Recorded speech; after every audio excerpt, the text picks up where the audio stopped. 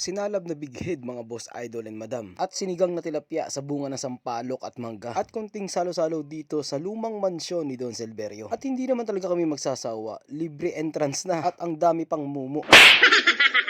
Kaya paano ba yung mga boss idol? Tara, sumama ka. Sobrang init na naman, hindi mo talaga maintindihan no? Pag sobrang init, gusto mong umulan. Kapag naman umuulan, gusto mong tumigil ang ulan. Nagpasya nga kami mangisda, mamingwit, mga pa, at syempre kasama na doon ang pagluluto doon sa pulo ni Don Silverio. Kaya naman kahit bunga ng mangga, talbos ng kamote, bigas, ay dinala ko na. Totoo naman dahil sa sobrang init ng panahon, mas gusto naming tumigil sa tabing dagat kaysa naman sa loob ng bahay. At habang summer pa, abay sulitin naman natin to dahil isang beses lang sa isang taon darating to. Kaya paano ba yung mga boss idol? Huwag kang aalis, tara sa pulo ni Don Silverio.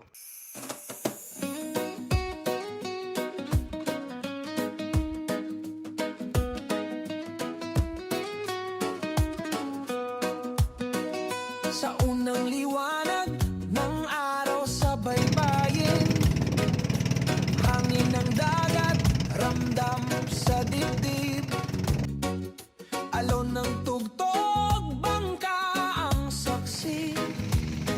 Dito nagsisimula ang kwento ko lagi. Ako si JR, sa laot ng buhay, bitbit ang pangarap, sabay sa paglayag. Sa bawat hila ng lambat at linya, pag-asa ang hulog sa ilalim ng tubig na payapa.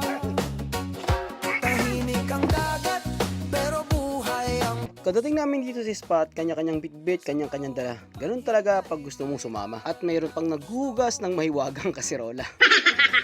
Ganun talaga, kanya-kanyang toka. At dahil ako ang nag-set nito, sa akin yung pinakamabigat. Malaki talaga pagkakaiba ng buhay sa mainland at buhay dito sa isla. Kapag nasa mainland ka, gusto mo palamig, pupunta ka sa mall o sa park. Pero dito sa amin sa isla, kapag gusto mo palamig sa isla, sa pulo ka pupunta. Tandaan dito sa amin, libre lahat talaga dito at anytime pwede kang pumunta. Libreng gulay, libreng isda at syempre sariwa yung hangin. Ang hindi lang libre dito ay yung chicks.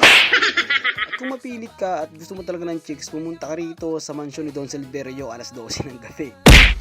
Pagkadating pa lang namin dito, nagsalang na kami ng sinaing. Habang kami naman ay nandito sa tabing tubig para mga panang isda na aming pangulam. Ito yung sinasabi ko na pag wala kaming nahuling isda ay wala talaga kaming iuulam. Pero kahit kailan hindi na zero ang mga batang yan. At habang nangangapa ng isda ang mga bata, bumalik ako dito dahil mayroong dalawang bisitang dumating. Shoutout kay Kuya Mike at kay Insan Chilito na hinahamon ako ng suntukan ng inuman pala. At pagkatapos ng pulutan ay manggang hilaw ay pagkakaasim naman talaga. At pagkatapos lang ng ilang minuto, dumating na yung mga batang mga panang isda at sakto meron na kaming ulam sa tanghalian at syempre meron na rin pampulutan. At kung wala talaga silang nahuling isda, hindi magagamit ang mga rekadong ito. Sinalin namin yung kanin sa dahon ng saging para naman may magamit kami pagluluto ng sinigang. At itong tropa ko masama raw daw ang pakiramdam, pero tingin ko matagal na tong tigang. Sumasakit ang tiyan at nagsusuka. At yung si Kuya Mike ay nagse-cellphone lang. Tagay mo dito at tagay mo doon. Napakasarap naman talagang mag-picnic dito, lalo na kung mayroong inihaw na ganito sa harapan. At mainit na sabaw ng sinigang na masarap higupin ng sabaw. Kaya ikaw, pang ulam, pampulutan, bahala ka na. At ang kasabay nito, ang malalim na kwentuhan habang nagiinuman.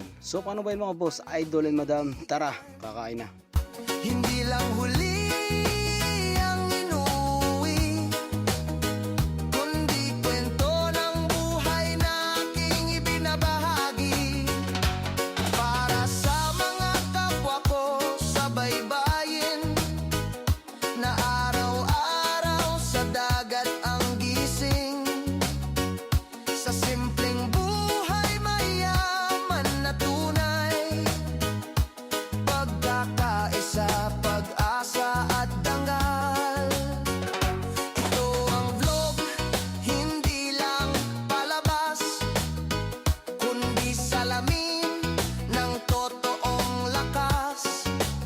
Sa dagat kami hinubog ng panahon, Talim Island Pride, pangalan na dadalhin ko roon. Ito ang Talim Island Pride, JR sa dagat, patuloy ang biyahe sa pangingisda. May kwento ang bawat araw, sa alon at pangarap, hindi kami bibitaw. So yun lang mga boss idol, hanggang sa muli, ako si Talim Island Pride and thank you so much for watching. Bye bye.